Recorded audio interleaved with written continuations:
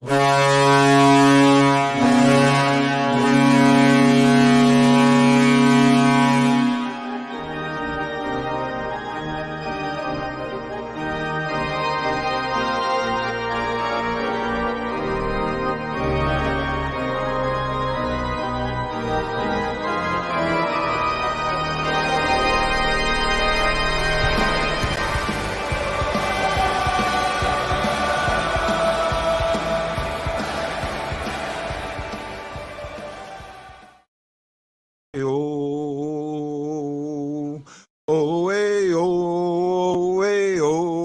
to the BlueNote Fan Report. I'm God, the Wild Blues fan, and this is the second intermission show.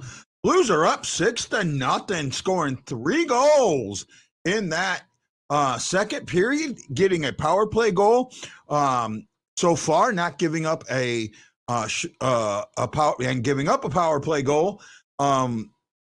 Well, so far, Bennington has played well, but he hasn't been challenged. I'll give him that. Second period, I didn't hear much about Tarasenko.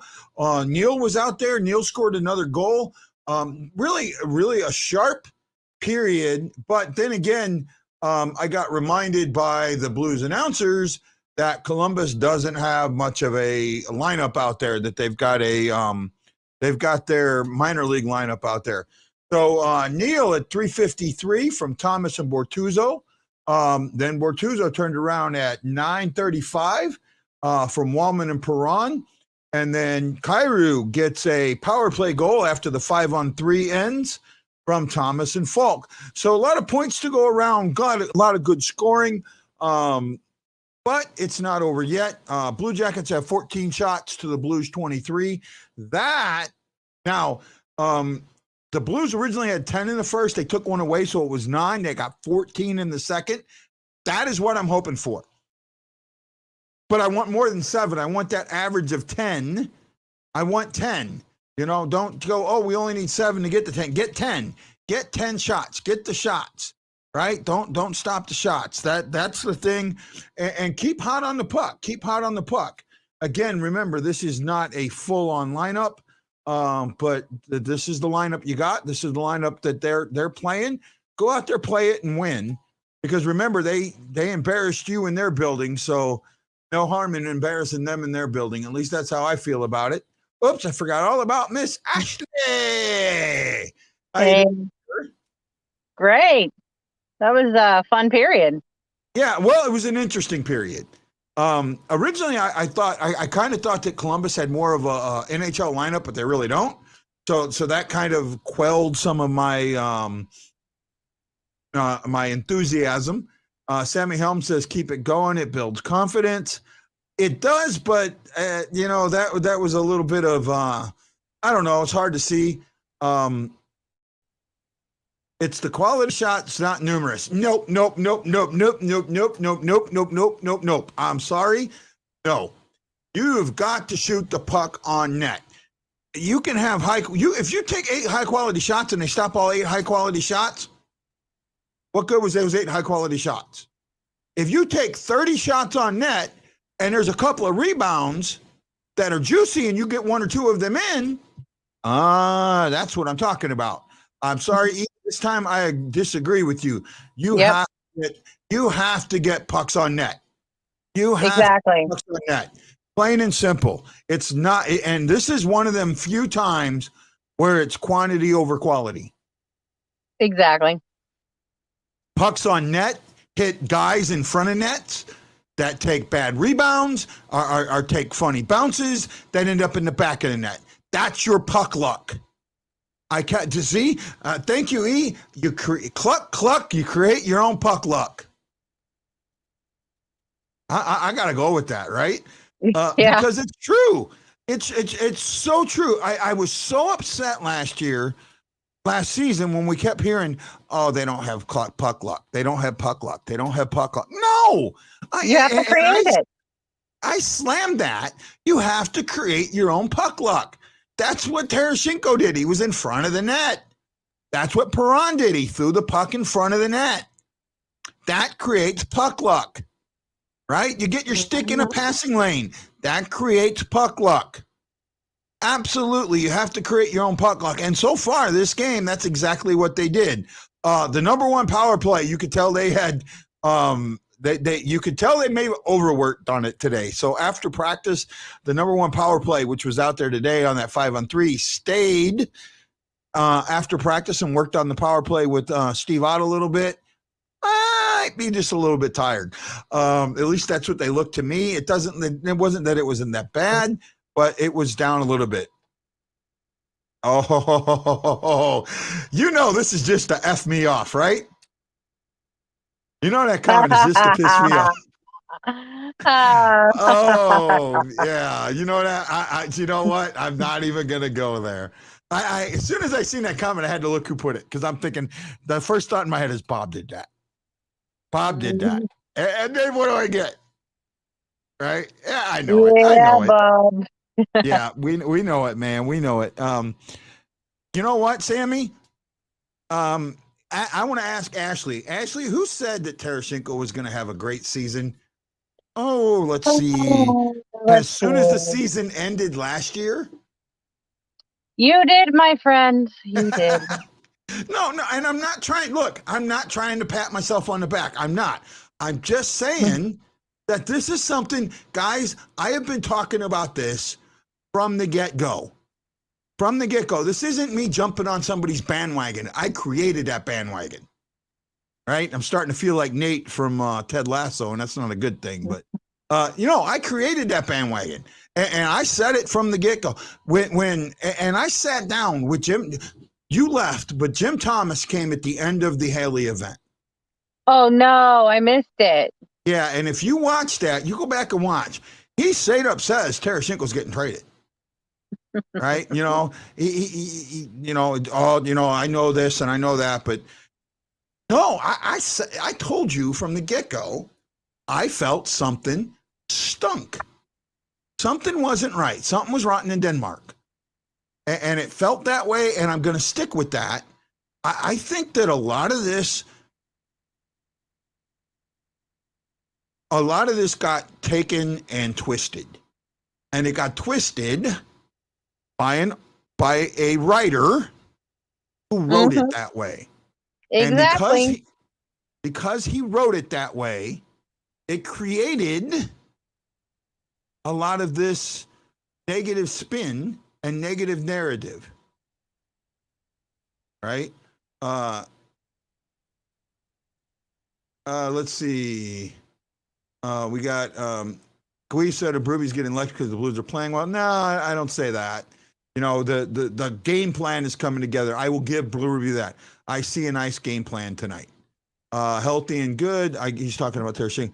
Tonight when he misses, he shows he should have scored. He didn't see that last year. I think he's talking about Tarasenko there.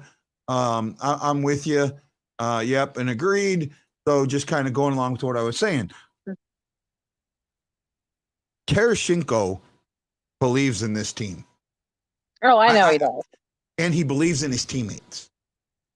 Whether or not he agrees with coaching or front office, to me, that doesn't matter. That goes a little bit different. He says, lots of laugh. I've been to Denmark. Doesn't stink, very clean. Well, Chris Lambert joining us today. Hey, Chris, how you doing, buddy?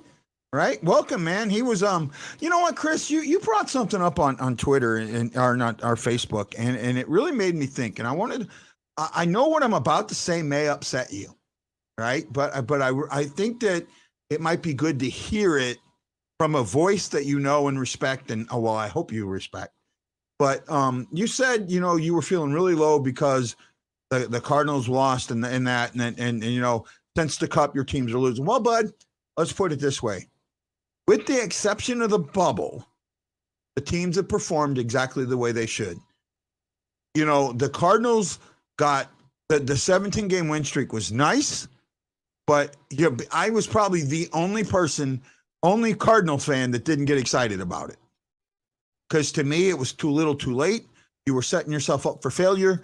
You knew that you were going to play the Dodgers, who have a great lineup, and was going to be a tough game to win for one game. Maybe out of 3, you could get 2. but you weren't getting the one. And it felt that way. And then if you listen to the TBS announcers at the 8th inning, one of them even said, someone's getting a walk-off win tonight. I mean, the only way you were getting a walk-off win was the home team, you know? So that's the way I felt about it. When you go 0 for 11 with runners in scoring position, you don't deserve to win that game. That's all there is to it. The big bats weren't there. And the same goes for the Blues. I mean, up into, and really, if you go back and look, just before the bubble, they weren't playing that well, right? They were not playing that well. They did win the last game. That was the Anaheim game that started 1-1, but they have not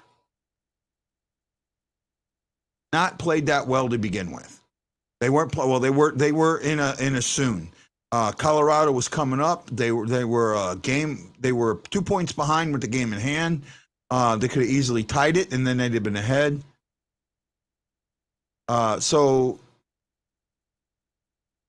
Aaron saying the Dodgers had beat them all season.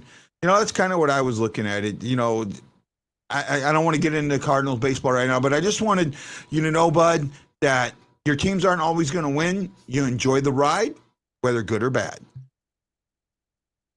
He says, I totally agree. I should have known better and not to just put a shirt mode, but putting Reyes in, and we lost on, you guessed it, a walk-off. Yeah, well, you know, that's just kind of the way it goes. Schilt. Yeah, I'm not a fan of Schilt, and I haven't been a fan of his for a very, very long time.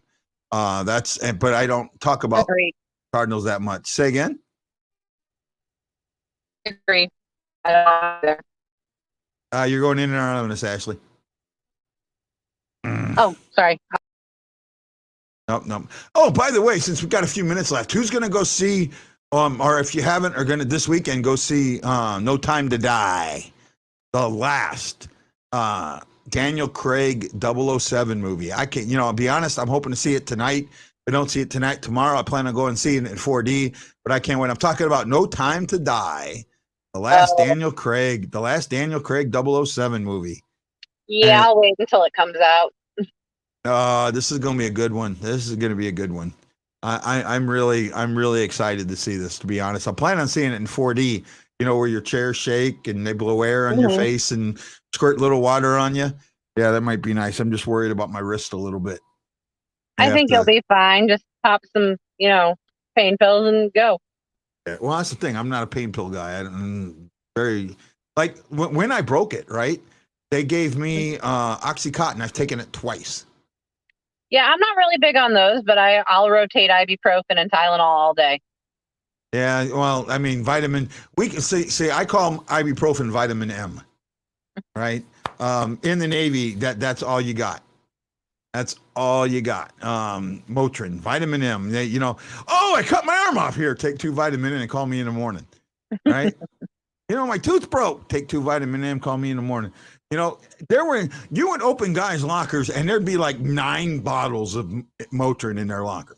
Oh, right? Wow. Yeah, I mean, and it's not, it was constant, I remember cleaning my locker out one time and I threw away probably 10 or 11, bottles where I'd gotten Motrin and just, because they would always give it out to you, consistently give it out to you. So I'd take a couple of them and, so yeah, it was, I remember one time we did a, what they call the health and comfort inspection. Basically it's a locker inspection. Yeah. Right. They went through and they pull, and this is no crap, 199 bottles of expired Motrin out of 81 lockers. Oh, wow. Right. That's how often they give this stuff out. It was just guys have 3-4 bottles and it was expired. Right. They didn't take away the stuff that wasn't expired. It was the expired stuff they were taking out. And that was just our birthing. That wasn't the other birthings. That was just one birthing. Right. Yeah. We were getting a laugh out of that one, man. They called our birthing the drug deal.